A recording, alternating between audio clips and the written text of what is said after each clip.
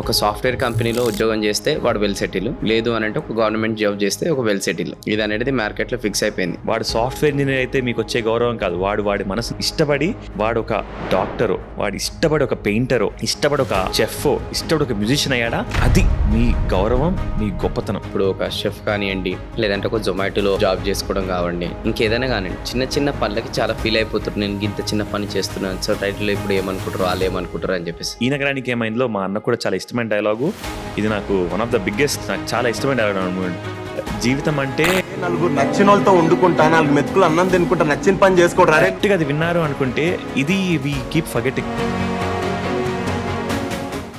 అయితే లైఫ్లో చాలామంది ఒక మెకానికల్ లైఫ్ అనేది జీవిస్తుంటారు అనమాట. అంటే సర్టెన్ ఏజ్కి అనేది గ్రాడ్యుయేషన్ ఫినిష్ చేసుకోవాలి, సర్టెన్ ఏజ్కి అనేది ఒక మంచి కంపెనీలో జాబ్ అనేది తెచ్చుకోవాలి. అంటే చాలామందికి ఈరోజు మార్కెట్లో, సొసైటీలో ఎట్లయిందంటే, ఒక సాఫ్ట్వేర్ కంపెనీలో ఉద్యోగం చేస్తే వాడు వెల్ సెటిల్, లేదు అని అంటే ఒక గవర్నమెంట్ జాబ్ చేస్తే ఒక వెల్ సెటిల్.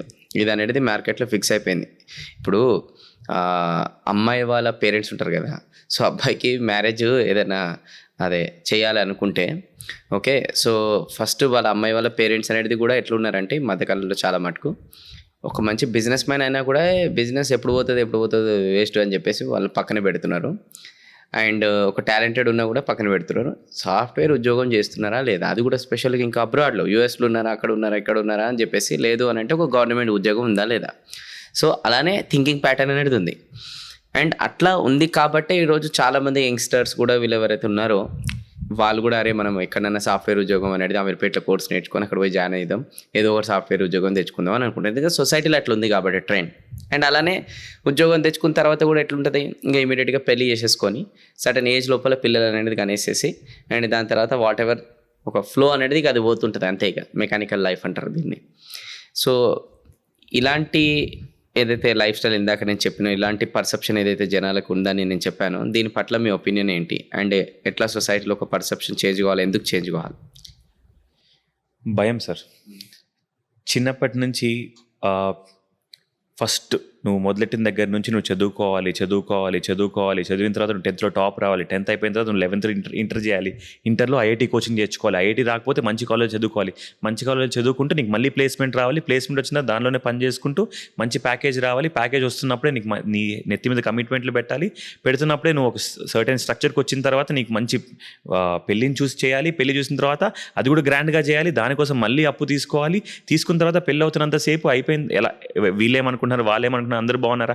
అసలు పెళ్ళికి కావాల్సింది ఇద్దరే, ఆ ఇద్దరిని కాకుండా మిగతా అందరినీ చూసుకుంటూ పెళ్లి చేసి వాళ్ళని పెళ్ళి అయిన తర్వాత వాళ్ళు ఎప్పుడు పిల్లలు వచ్చిన తర్వాత వాళ్ళు ఏ స్కూల్లో చదవాలి, చదివిన తర్వాత వాళ్ళని ఎంత స్కూల్లో చదువుతున్నావు అంటే వాడే స్కూల్లో చదువుతున్నాను కాదు, వాళ్ళు ఎంత పెద్ద స్కూల్లో చదివితే మీ రెస్పెక్ట్ అంత ఉంటుంది అని చెప్పేసి గ్రాండ్ పేరెంట్స్ అనుకోవడం, పేరెంట్స్ అనుకోవడం, వాడు పెద్ద అయిన తర్వాత ప్రెషర్ పెట్టి ఆ సైకిల్ని మళ్ళీ కంటిన్యూ చేసి వాడిని బాగా పెళ్లి చేస్తేనే మీ లైఫ్ బాగుంది అనుకొని మీరు అనుకోవడం. దీనివల్ల మీరు ఎవ్వరూ బతకట్లా, ఎవరిని బతకనియట్లా. మీ లైఫ్ వేరే, మీ పిల్లల లైఫ్ వేరే. మీ పిల్లాడు సక్సెస్ అయినా ఫెయిల్యూర్ అయినా అది మీ తప్పు కాదు, మీ గొప్పతనం కాదు. మీరు పెంచడం వరకు మీ బాధ్యత. దాని తర్వాత వాడి జీవితాన్ని వాడిని బతకనివ్వడం వల్లే వచ్చేది మీకు గౌరవం. వాడు సాఫ్ట్వేర్ ఇంజనీర్ అయితే మీకు వచ్చే గౌరవం కాదు. వాడి మనసును ఇష్టపడి వాడు ఒక డాక్టరో, వాడు ఇష్టపడి ఒక పెయింటరో, ఇష్టపడి ఒక చెఫో, ఇష్టపడి ఒక మ్యూజిషియన్ అయ్యాడా, అది మీ గౌరవం, మీ గొప్పతనం. ఇది రానివ్వరు. అట్లీస్ట్ ఈ వీడియో చూసినప్పుడు ఒక్కరు మారినా కానీ ఇట్ వుడ్ బీ హ్యాపీ. మా అమ్మ నాన్న నేను ఒక వంటవాడు అవుతాను అనుకుంటే ఇబ్బంది పడలా. ఖచ్చితంగా మా అమ్మమ్మ ఒకసారి అడిగింది, నువ్వు వంటవాడివా అని. దానికి మా అమ్మ అప్పుడు ఇబ్బంది పడకుండా అవును అని చెప్పింది కాబట్టి నేను ఇక్కడ ఈరోజు కూర్చోన్నా. సో అదే చిన్న చిన్న పనులు చేయడంలో కొంతమంది మోమాటగా ఫీల్ అవుతుంటారు. అదే వాళ్ళు ఏమనుకుంటారు, వీళ్ళు అనుకుంటారు. ఇప్పుడు ఒక షెఫ్ కానివ్వండి, లేదంటే ఒక జొమాటోలో జాబ్ చేసుకోవడం కావండి, ఇంకేదైనా కానివ్వండి, చిన్న చిన్న పనులకి చాలా ఫీల్ అయిపోతారు. నేను ఇంత చిన్న పని చేస్తున్నాను, సో టైటిల్ ఇప్పుడు ఏమనుకుంటారు, వాళ్ళు ఏమనుకుంటారు అని చెప్పేసి. కానీ ఆ పని వాళ్ళకి ఇష్టమే, కానీ వీళ్ళు సొసైటీలో ఏమనుకుంటారని ఫీల్ అయిపోయి ఆ పనికి న్యాయం చేయలేకపోతున్నారు. వీళ్ళైతే ఆ పనిని వదిలేసి వాళ్ళ సొసైటీలో ఏమనుకుంటారు దాని తగ్గట్టు వేరే పని చేసుకుంటారు. మళ్ళీ ఆడ సంతోషం ఆడ మళ్ళీ సంతోషం. నిజంగా ఈ సంతోషం గురించి మాట్లాడుతూ ఉంటే ఇది ఈ నగరానికి ఏమైందో మా అన్న కూడా చాలా ఇష్టమైన డైలాగు. ఇది నాకు వన్ ఆఫ్ ద బిగ్గెస్ట్, నాకు చాలా ఇష్టమైన డైలాగ్ అనమాట. జీవితం అంటే 4 మెతుకులు తింటూ నలుగురు నచ్చిన వాళ్ళతో నచ్చిన పని చేసుకుంటూ బతకడం రా. ఇది వాడు విశ్వక్సేన్ జైలు లోపల నుంచి బయట చెప్తాడనమాట. ఇది ఎంత ట్రూ అంటే ఇప్పటికీ మా అన్న ఈ ఫిలాసఫీ నమ్ముతూ ఉంటాడు. నేను కూడా చెప్తా, మీరు కరెక్ట్గా అది విన్నారు అనుకుంటే జీవితం అంటే అదే. నీకు నచ్చిన పని, నలుగురు నచ్చిన మనుషులతో చుట్టూ ఉండి 4 మెతుకులు తిన్నాం. ఇది వీ కీప్ ఫర్గెటింగ్.